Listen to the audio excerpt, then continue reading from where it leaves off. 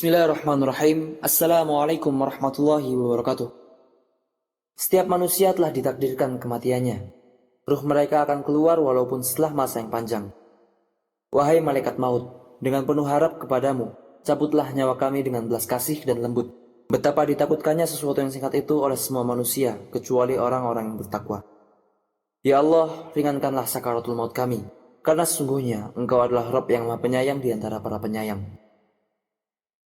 Kematian adalah salah satu hal yang sering terjadi di sekitar kita, namun banyak dari kita yang mengabaikannya. Kematian menandakan bahwa waktu hidup kita telah habis. Kematian adalah benar, malaikat maut yang mencabut nyawa juga benar. Dan karena segala sesuatu yang berkaitan dengan ruh dan keluarnya ruh dari badan tetap menjadi rahasia dan misteri, maka misteri tersebut masih menimbulkan pertanyaan yang akan kita jawab pada video ini, insya Allah. Apakah seorang akan menderita ketika ruhnya keluar? Apa tanda-tanda keluarnya ruh dari badan dan datangnya malaikat maut? Mengapa keluarnya ruh dimulai dari jari kaki?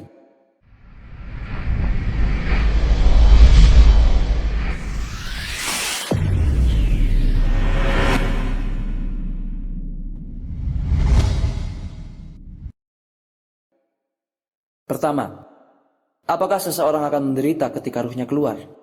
Kematian adalah keadaan di mana jantung seorang berhenti berdetak, sehingga menghentikan gerakan dan kinerja, seperti bernafas, berjalan, makan, minum, dan sejenisnya. Dan setelah meninggal, tubuh tidak bisa kembali melakukan fungsi-fungsinya. Adapun penyebab kematian, ialah karena berakhirnya hidup manusia yang telah ditentukan oleh Rabb Azza wa Jalla, dan terkadang dapat disebabkan oleh satu atau beberapa sebab, seperti sakit atau luka pada kecelakaan atau sejenisnya, dan bisa juga tanpa sebab. Saat ruh keluar dari jasad, itu ialah salah satu hal singkat yang paling berat yang dialami oleh seorang, dan itu disebut sakaratul maut. Semoga Allah Subhanahu wa taala meringankannya untuk kita. Allah Subhanahu wa taala berfirman, "Wa ja'at sakaratul maut bil haqq, dzalika ma kunta minhu tahid." Dan datanglah sakaratul maut dengan sebenar-benarnya. Itulah yang dahulu hendak kamu hindari.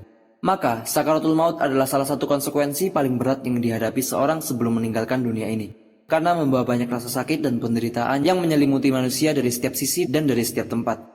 Di sisi lain, seorang merasa lemah, tak berdaya, dan tidak bisa bergerak karena rasa sakit yang diderita. Dan di sisi lain, seorang akan merasa sangat sulit untuk mengucapkan kata-kata dan mengeluarkannya dari mulut. Manusia akan melewati tahap itu, yang mana tahap sakaratul maut merupakan tahap yang paling sulit dan paling keras, dan menyingkap penutup yang menutupi matanya.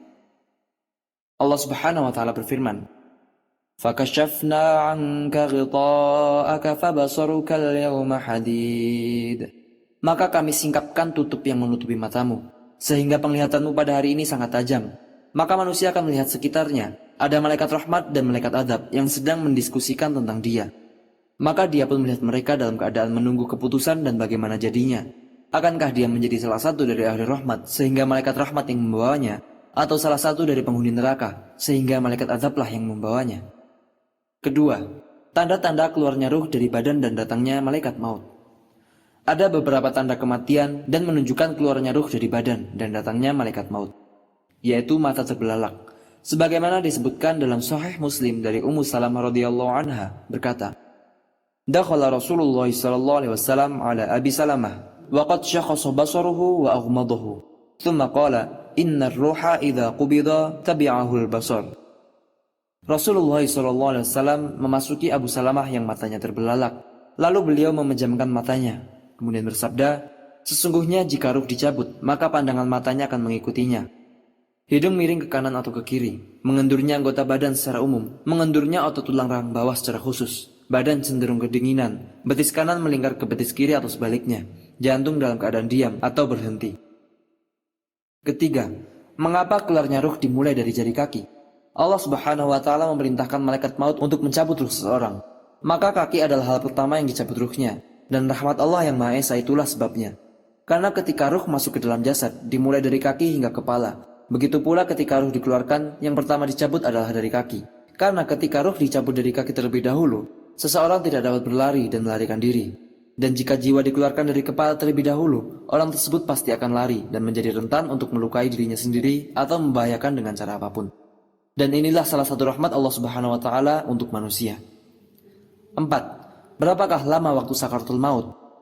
Al-Quran telah menceritakan di dalam surat Al-Waqi'ah tentang waktu sakaratul maut.